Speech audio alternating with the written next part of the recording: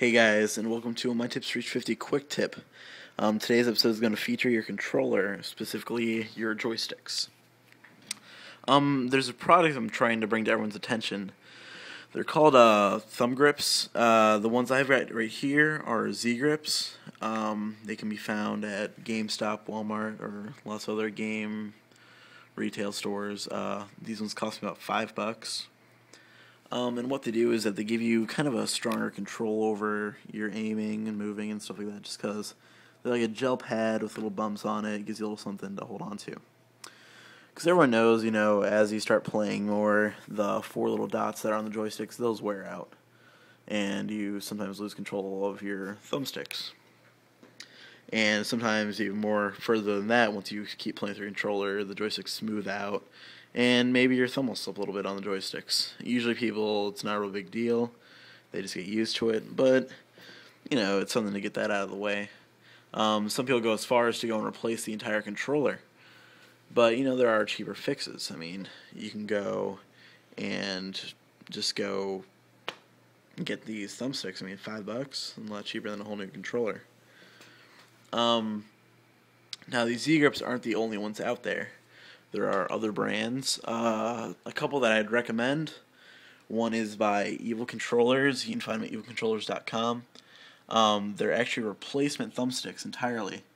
They're called Evil Sticks. And in the kit comes with the security torque screwdriver that you need to open up your controller and replace your joysticks. Pretty much what it does is it makes your controller more like a PS3 controller in a way, the joysticks at least, because it gives it that kind of a dome shape rather than the indent shape that the 360 has. Some feel it gives you a better control. For 360 users, it might take a little bit to get used to. For seasoned PlayStation 2 or PS3 users, they'll feel right at home using it. But they did demo it at Meadowlands. They had the team there, and they had a controller there for everyone to try out, and it felt really nice. I really liked them. I'll be able to probably give a deeper review once I get my hands on a pair of them and try them out more thoroughly. Another brand to check out is thecontrollershop.com. Great website. They have these products called Thumbstick grips. And pretty much it is also just another grip that goes over your controller. But what it does is it's kind of like this little circle that goes around the edge. It's kind of hard to see. I apologize for videotaping a computer screen, but I don't feel like editing a video just to show you these. But that little circle that goes around it, it's going to give your thumb a greater hold on the controller, and maybe it'll improve your aiming a little bit. Again, if you want to go and see these products, first website is evilcontrollers.com. Then on their main page you'll find the link to the Evil Sticks. Then the other one is thecontrollershop.com. And on the main page you should find the link for the Thumbstick grips.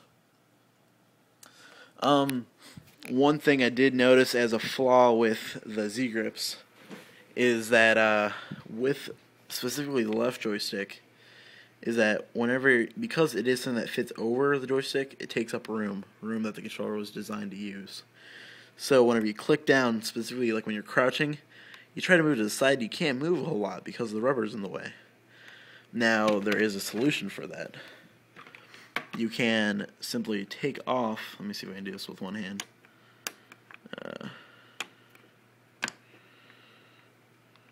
Yeah, here we go. You can take off the left thumbstick because, you don't need too much grip on your left thumbstick. I mean, once you think about it, you're just going up, down, left, right, sometimes circling around. It's not too hard. You're really going to want that control on your aiming thumbstick, one that you're not going to have to constantly hold in. You can click at the zoom or whatever. If you're playing Call of Duty, you can knife real quick, but it's going to be fine. So that's normally how I play, is just with one on. Then, you've got the spare for another controller or whatever you want. So there's a solution there. Another thing, in one of my previous videos, people were asking me what screen I use. It is a Samsung, what is it? It's a SyncMaster T220. It's a T220. I mean, everyone's asking me like, "Oh, what is that? I want that screen. I want that screen." You guys, it's not the best screen out there. I mean, you can go and find the what is it called? What was that one? Oh, the ViewSonic that MLG uses. It's probably a better screen than what mine is. The only reason why I put up mine is just because that's what I use, and it's got the same exact settings as what the one MLG uses. It's just I found it for cheaper. I mean, really, you watch the other video, just look for the specs that I told you to find. Any TV that specs gonna be fine. And the reason I chose this one, I mean, there's tons of TVs with the same exact specs.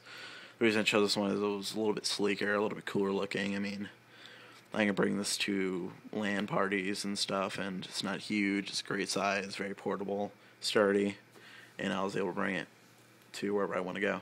That's actually why my space is kind of messy right now. I got my power cord not going through the back of my desk, the power cord for my 360 is going under and straight to my power supply down there.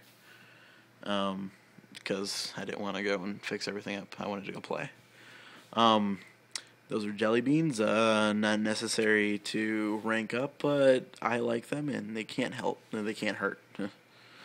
So that's really going to be all for today. Stay tuned for episode 2. It should be coming out soon, sometime after the holiday season. And I'll talk to you guys later. Alright, bye.